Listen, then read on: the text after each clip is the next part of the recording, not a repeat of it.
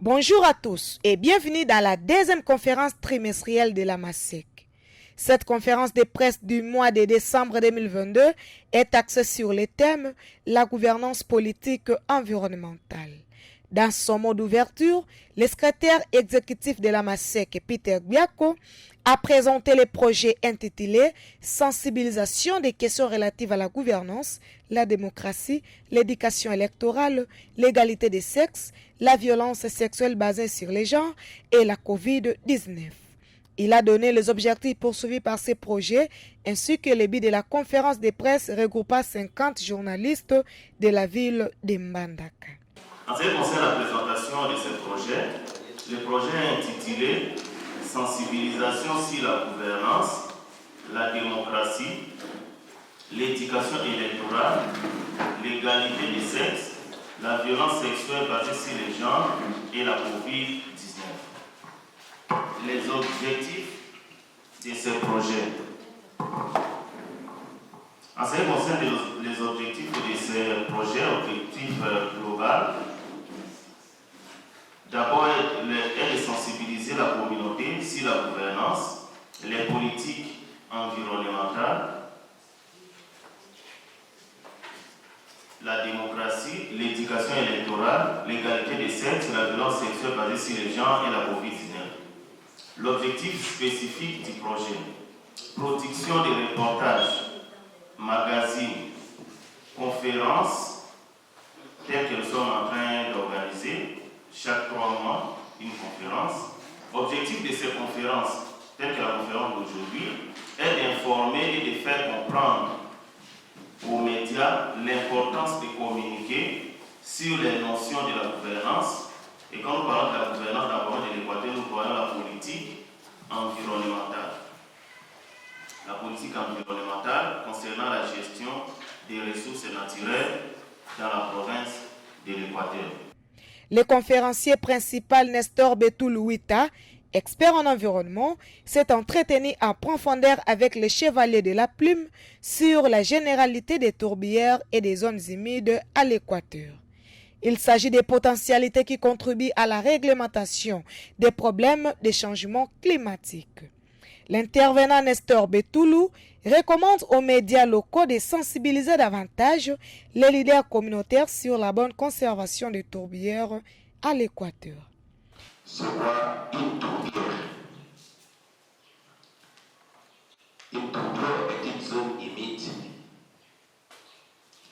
colonisée par la végétation dont les conditions écologiques particulières ont permis la formation d'un sol constitué de dépôts de tourbe.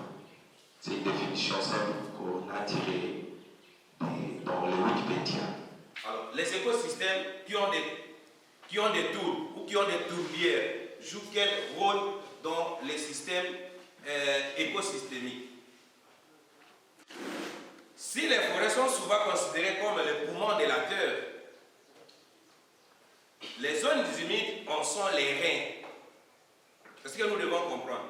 Si les scientifiques disent que les forêts sont des poumons pour l'humanité, mais nous disons que les zones humides, comme des écosystèmes qui ont des tourbières, sont des reins pour le fonctionnement d'un corps. Les services écosystémiques qui rendent les écosystèmes tourbés sont nombreux et se résument en ce qui suit.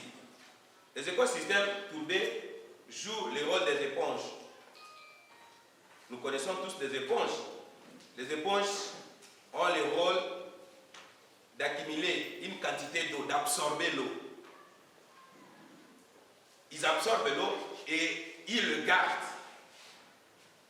C'est grâce à sa capacité d'absorption des fèches, les tourbières participent à la régulation du niveau d'eau. Elles limitent les risques de crues et des inondations.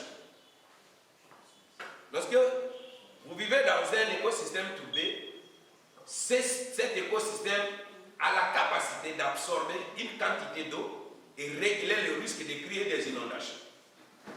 Quel est le rôle que les médias doivent jouer pour contribuer à la gestion de ces écosystèmes qui ont une valeur exceptionnelle pour l'humanité? Le premier rôle que nous devons jouer, c'est recueillir l'information. Mais il s'agit de quelle information? Il faut recueillir une information fiable dans une source également sûre. Le deuxième rôle, il faut sensibiliser. Diffuser seul ne suffit pas. Mais il faut arriver à une dimension de sensibilisation conscientisante pour que la communauté puisse prendre une décision, impliquer les leaders communautaires, les convaincre, afin qu'ils puissent aussi, à leur tour, convaincre leur base d'accepter, de conserver ces écosystèmes qui ont une valeur exceptionnelle pour le salut de l'humanité. La deuxième partie de cette conférence de presse est consacrée à la séance de questions-réponses entre les participants et l'intervenant. Alors, qu'est-ce qu'on peut faire? Parce que si la population essaye au moins de tuer quelque chose ou bien d'aller exploiter, il y a toujours des problèmes. Que peut-on faire en même temps pour sauver nos écosystèmes et puis sauver aussi la population? Parce que la population, si elle déborde les 50 mètres de corridor là, c'est-à-dire elle ne connaît pas les limites que les autorités ont prévues pour eux. C'est cette solution qui est locale, c'est la conscientisation. La conscientisation, mais elle doit être accompagnée par les marquages. Est-ce que je n'ai pas encore eu la chance d'arriver là-bas? Mais je me suis toujours posé la question, est-ce que la zone de survie de la population est marquée? Est-ce que la population sait vraiment que c'est ici ma limite? C'est là où c'est ça le vrai problème. Il faut que nous arrivions à marquer les zones de limite de la zone de survie et la zone à conserver. Ma question est celle de savoir. Vous avez dit les zones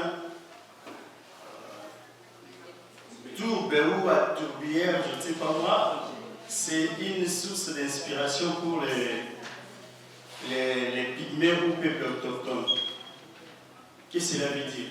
La zone tourbière, c'est une source d'inspiration pour les peuples autochtones pygmées. Vous savez, les peuples autochtones pygmées ont des rites. Donc ce sont des zones d'inspiration. Et même chez eux, c'est là où ils invoquent les ancêtres. Dans la coutume, ils pensent que ceux qui sont morts se réfugient dans la forêt. C'est la fin de cette deuxième conférence de presse trimestrielle de décembre 2022 organisée par AMASEC sur le thème « La gouvernance politique environnementale ».